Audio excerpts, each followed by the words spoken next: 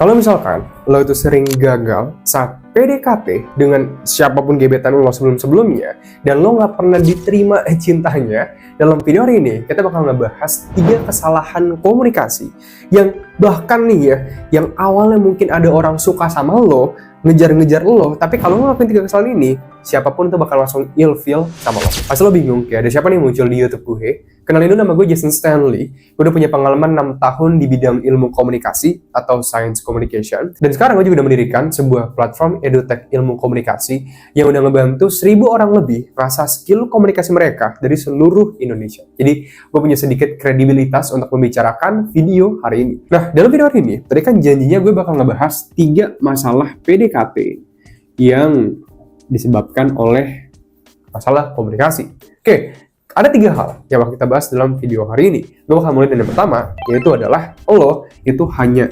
sekedar mendengarkan. Bang, maksudnya sekedar mendengarkan itu kayak gimana sih? Ketika lo ngomong sama seseorang atau gebetan lo tuh kalau berbicara, ketika lo sedang mendengarkan, ada kesalahan fatal yang bakal bikin siapapun itu jadi ilfeel banget ketika ngobrol sama lo. Yaitu adalah, lo tuh hanya sekedar mendengarkan doang dan nggak bener-bener memahami orang tersebut di depan lo. Tapi dari sana bakal muncul pertanyaan kayak misalkan, Bang, gue tuh kurang paham nih Bang. Coba definisikan sekedar mendengarkan. Oke. Sekedar mendengarkan adalah ketika lo, satu, itu mungkin mendengarkan hanya untuk nunggu gantian berbicara. Ini yang pertama. Ya, jadi lo cuma nunggu dia diem doang, ganti dulu, oh udah berhenti, oh iya sama gue juga tuh, kemarin kan gue juga pernah, nah lo gantian ngomong lagi. Oke. Yang kedua, sekedar mendengarkan, bisa jadi lo hanya bengong doang aja setiap kali orang ngomong. Nah, bengong ini maksudnya adalah, lo tuh cuma kayak melamun. Lo cuman kayak, oh iya, oh iya. Tapi pas dia nanya, iya, kalau menurut kamu gimana? Gimana ya? Nah itu sekadar bengong doang aja. Oke, jadi tadi yang pertama cuman buat nunggu ganti berbicara, yang kedua itu cuman buat bengong doang aja, masuk kuping kiri keluar kuping kanan, dan yang ketiga adalah lo tuh mendengarkan dengan mindset meremehkan atau gue sebutnya menghakimi. Biasanya ini juga bisa dipakai katanya. Nah Bang, maksudnya mendengarkan dengan menghakimi atau meremehkan itu gimana? Gini, misalkan pasangan lo atau gebetan lo itu lagi curhat kayak, aduh tadi itu aku baru ini tahu teman-teman aku kan, terus itu kayak gini, bisa kayak gitu. Dan lo, alih-alih lo mendengarkan yang nanti kita bakal bahas caranya itu gimana, lo malah kayak gini, ya elah teman kamu kayak gitu doang mah, aku juga pernah ada tuh si Faldi, wah gila, si Faldi juga sama, parah banget pas aku di kantor, kemarin ya, itu bener-bener bikin siapapun yang ngobrol sama lo jadi ilfeel. Jadi ini 3 kesalahan yang bikin orang sering banget males dan ilfeel sama lo. Bukan pasangan doang, tapi semua orang. Oke. Nah, Bang, terus gimana caranya gue bisa nyembuhin masalah ini? Simple. Kalau misalkan di sini adalah definisi dari sekedar mendengarkan, maka kita balik aja menjadi benar-benar mendengarkan. Ya dong, kayak kebalikan dari sekedar mendengarkan adalah ya dia benar-benar mendengarkan. Tapi Bang, apa sih benar-benar mendengarkan itu? Nah, sebenarnya ini ada bahasanya dalam komunikasi science communication, disebutnya sebagai active listening. Dan ini juga salah satu materi kurikulum utama yang sering gue bilang di Stanley Academy sebagai core foundation utama. Oke, lo nggak perlu belajarin komunikasi, lupain semua komunikasi, pelajarin aja active listening, itu bakal cukup. Jadi kayak sepenting itu loh dalam dunia komunikasi. Bang, active listening atau benar-benar mendengarkan itu kayak gimana contohnya? Gini, ada misalnya kayak gue bilang, oh definisi dari active listening. Active listening adalah ketika seseorang atau pribadi atau individu, udah nggak seru banget kalau didengar gitu. Nah gini ya, benar-benar mendengarkan adalah ketika lo menghadap ke si lawan bicara. Yes, satu itu dulu, simple. Jadi yang awal-awal sambil kayak gini ya kan, sambil, hah kenapa? Oh iya. Badan lo ke dia, satu, ngadep ke dia, badan lo, paha lo ngadep ke dia, kaki lo ngadep ke dia, mata lo ngadep ke dia. Dah, ini satu dulu pertama. Oke.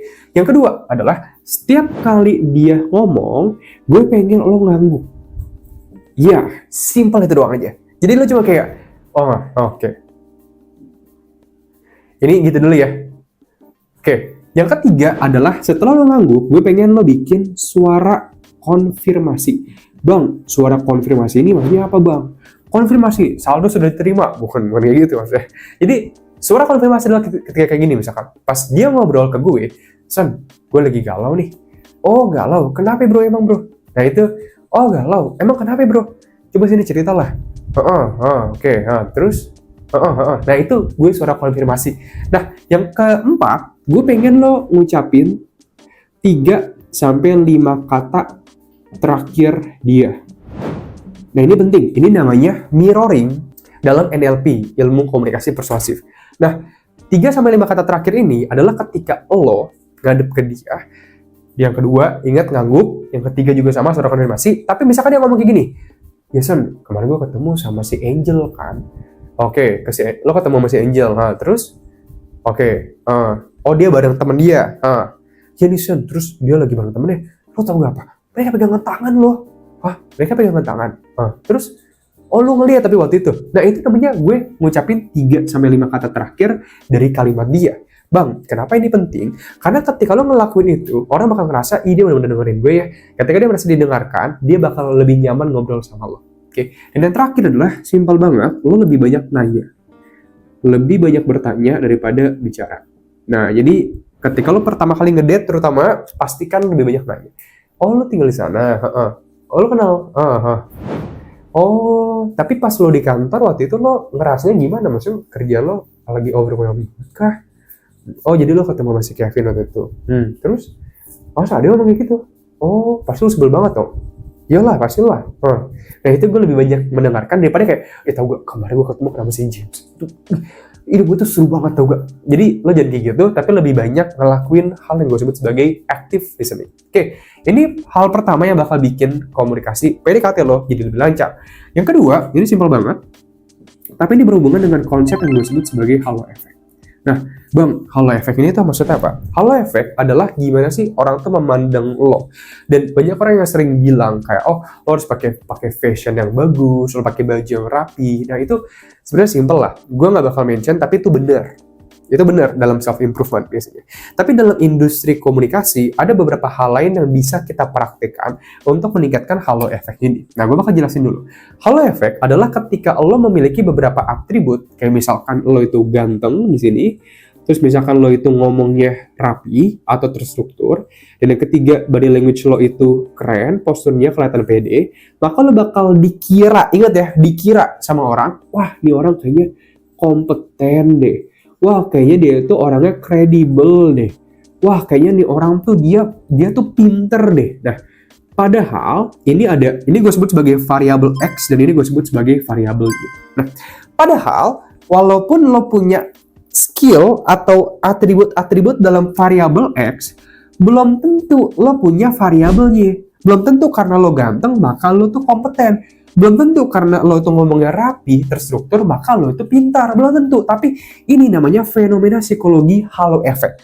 Orang bakal mengasumsikan, gebetan lo bakal mengasumsikan lo itu punya variabel Y, kalau lo punya variabel X. Nah, makanya semakin kuat variabel X, semakin kuat juga efeknya di variabel Y. Nah, Bang, kalau gitu gue harus gimana aja? Nah, simple. Satu, lo harus ganteng. Ini bukan berarti, Bang, gue bukan Justin Bieber. Ya, tapi lo bisa yang awalnya rating lo 5, lo bisa ke 8. Oke, jadi misalnya pakai skincare lah, apalah, lawat muka lah, intinya mandi lah minimal. Oke. Yang kedua adalah lo pakai baju yang bagus. Ini penting. Fashion yang rapi, yang gak kayak, gue anak metal, gue anak apa gitu kan. Tapi yang rapi, formal, kalau emang lo brandingnya mau kayak gitu. Tapi kalau misalnya, Bang, gue pengen kelihatan kayak anak apa, bebas. Itu branding lo sendiri. Tapi gue saranin rapi. Yang ketiga adalah pakai parfum, olfactics communication. Nah, olfactics communication itu penting banget. Ketika lo pakai parfum yang kongruen sifatnya, atau sesuai dengan gender, cowok ya buat cowok, parfum cewek buat cewek, pas lo pakai, orang bakal menilai lo sebagai lebih kompeten, lebih kredibel, lebih pintar, dan lebih ganteng.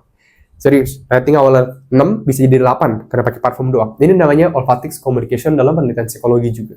Dan yang keempat adalah cara lo berbicara. Karena ini penting. Cara lo berbicara itu bakal ngasih pesan ke orang, oh dia orangnya kayak gini ya. Lo bisa lihat orang itu kelihatan berkelas karena cara dia ngomong. Walaupun dia nggak kelihatan ganteng, tapi cara dia berbicara itu kelihatan lebih berwibawa misalkan. Nah bang, kalau kayak gitu, gue cara berbicara ini gimana? Dalam video hari ini, gue kepanjangan kalau ngasih tahu ke lo. Tapi kalau lo pengen ngubah cara lo berbicara, yang bisa kelihatan lebih elegan, lebih dewasa, lebih mature, lebih dengan berkarisma bahkan, gue punya sebuah penawaran namanya program lancar komunikasi, hanya dalam 30 hari doang. Itu ada di Stand Academy, kita udah ngebantu 1000 orang lebih dalam 30 hari ini, kasih skill komunikasi mereka. Dan kalau misalnya dalam 30 hari ini, lo nggak ada perubahan apapun, uang lo bakal kita refund 100%. Nah, ini gue nggak bakal bahas secara mendalam banget penawarannya, lo bisa cek lebih lanjut aja di pin komentar di bawah. Oke. Nah itu tadi untuk bagian yang gue sebut sebagai halo effect. Jadi ingat, pertama ganteng, rapih, pakai parfum yang wangi, olfactic communication. Dan yang keempat, lo bisa present atau cara lo berbicara itu penting banget untuk bikin kesan gue tuh pasangan yang keren, gue tuh pasangan yang kompeten, yang kredibel. Ini penting banget, cara lo berbicara. Oke. Nah, sekarang kalau kita udah selesai untuk bagian dari sekedar mendengarkan, dari halo efeknya, dan yang ketiga, yang bakal bikin orang itu males banget, gebetan lo, itu nggak ngerasa kayak, ih, ini orang kok gini banget sih, feel banget gitu kan, kalau itu adalah bagian dari goals atau percaya diri. Oke, tenang, gue tahu kok, lo udah dengerin ini 1000 kali dari para influencer di luar sana yang ngebahas lo harus pede, lo harus pede, lo harus pede. Oke, gue paham. Banyak influencer yang bilang kayak, lo harus pede, jadilah rasa percaya diri. Cowok yang pede itu bakal bikin cewek semua nempel. Pertanyaan gue cuma satu. Definisikan rasa percaya diri. Rasa percaya diri adalah orang yang dia tidak membandingkan diri dia apa. Oke, gue paham, tapi masih kurang jelas nih. Bagi gue ya, gue nggak tahu kalau bagi lo jelas atau enggak. Tapi bagi gue, rasa percaya diri adalah ketika, nih kita bakal definisikan. Rasa percaya diri adalah ketika gue itu punya achievement atau pencapaian, oke, yang dimana ini membuktikan proof, bukti bahwa gue adalah orang yang memang percaya diri. Jadi ketika kita ngomong mengenai percaya diri, kita nggak bisa bilang, oh percaya diri itu adalah, percaya diri itu bukan konsep yang bisa didefinisikan bagi gue. Tapi percaya diri adalah kondisi di mana lo tuh butuh bukti dari diri lo sendiri. Iya serius, lo butuh bukti dari diri lo sendiri bahwa memang lo adalah orang yang memang kompeten, yang bisa ada di dunia ini penuh dengan, oh gue punya pencapaian dalam bidang karir gue, dalam bidang kesehatan gue juga bisa Muay Thai, gue bisa boxing, oh dalam komunikasi, gue pintar kok komunikasi, oh dalam dunia karir, jelas, gue kan udah jadi seorang manajer dalam perusahaan apa, atau misalnya gue punya sebuah brand. Nah, semua hal ini itu disebut sebagai sebuah bukti. Percaya diri diciptakan dari bukti, bukti-bukti yang membuktikan bahwa kita adalah manusia yang memang layak untuk percaya diri. Kompeten, baik itu dalam segi let's say itu dalam segi tubuh, kita menjaga kesehatan tubuh kita menjaga muka kita, gue juga cukup ganteng lah segini mah ya kan, fashion gue juga keren, gue juga punya karir yang bagus, itu semua membuktikan bahwa lo, emang gue adalah orang yang percaya diri. Nah, the point adalah, bang, gue semua orang tuh punya bukti bahwa mereka percaya diri. Gue tuh baru lulus kuliah, yes, gue paham kondisi itu. Nah, bagi kondisi yang di sana, percaya diri ini bisa dibuktikan dari hal lain. Dan ini yang sering gue lakuin, yaitu adalah gue sebut sebagai GDE, atau kalau dalam bahasa Inggris disebut sebagai Goals Driven Effect. Maksudnya bang, Goals Driven Effect itu maksudnya apa? Gini, kalau lo pengen bisa percaya diri, lo harus punya goals dalam kehidupan. Bang, goals dalam kehidupan itu maksudnya gimana? Definisikan goals kehidupan. Gini, goals dalam kehidupan bagi gue pribadi sekarang adalah gue pengen menciptakan sebuah platform edutech ilmu komunikasi yang bisa ngebantu 10.000 orang lancar berkomunikasi dalam 30 hari dari seluruh Indonesia sebelum tahun 2030. Itu goals diri gue. Dan kemanapun gue pergi, mau ketemu sama teman gue mau ketemu sama klien, ketemu sama gebet, mau ketemu sama apa, intinya itu yang bakal merangsang pikiran gue. Itu yang mendominasi pikiran gue. Oke, ini goals gue, ini goals gue, ini goals gue. Nah, ketika lo punya goals akan kehidupan lo, dan ini bisa macam-macam, bisa jadi lo dari segi fisik, lo pengen jadi juara Muay Thai, itu sebenarnya bagian dari karir juga sih. Atau misalkan lo pengen dari segi karir bisnis, oh gue pengen bangun bisnis yang gimana? Oh, misalkan gue pengen jadi eksekutif manager di brand yang sekarang gue lagi kerja. Gue sebelum tahun 2018 misalkan. Nah, ini semua itu menciptakan lo memiliki goals. Dan ketika diri lo sendiri tahu gue mau kemana, gue punya goals, ini bahkan terradiasi di sekitar lo sebagai bentuk dari percaya diri. Karena lo gak lagi ngerasa superior. Dia mah hebat ya, ini mah hebat ya. Pas lo denger, anak dia buat dokter. Oh, bagus lah buat lo dokter. gue punya goals gue sendiri, pengen ngebangun platform edutech, bisa ngebantu 10.000 orang lebih, dan ini cukup oke kok, harusnya dari segi profit juga gede kok. Jadi ini namanya gue sebut sebagai goals. Ketika lo punya goals, sangat sulit banget untuk lo ngerasa nggak percaya diri. Karena ketika lo punya goals, lo bakal punya bukti yang membuktikan bahwa gue adalah orang yang memang layak percaya diri dari segi karir. Karena gue punya goals ini. Dan ketika lo percaya diri, karena lo punya buktinya, lo bakal bikin pasangan lo yang lagi jalan sama lo ngerasa lo tahu mau pergi kemana.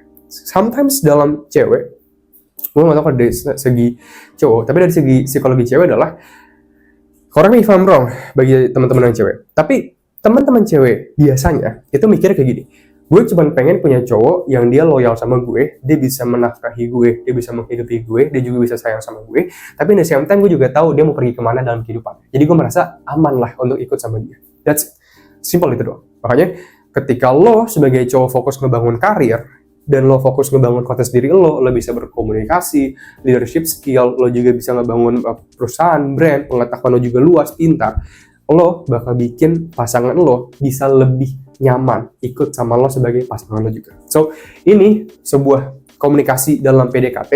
Kalau misalkan lo pengen benar-benar investasi skill komunikasi dan bisa jago berkomunikasi dalam 30 hari doang, bisa berkomunikasi tanpa rasa gugup, gagap, belibet, bahkan bisa menguasai skill komunikasi yang jauh lebih rumit lagi, kayak berretorika, berargumen, komunikasi persuasif yang bisa lo gunakan untuk bikin siapa bilang iya yang lo minta, terapin karisma yang bakal bikin lo jadi magnet manusia, dan masih banyak banget lainnya. Kita juga membantu 1.000 orang lebih rasa skill komunikasi mereka hanya dalam 30 hari doang di seluruh Indonesia.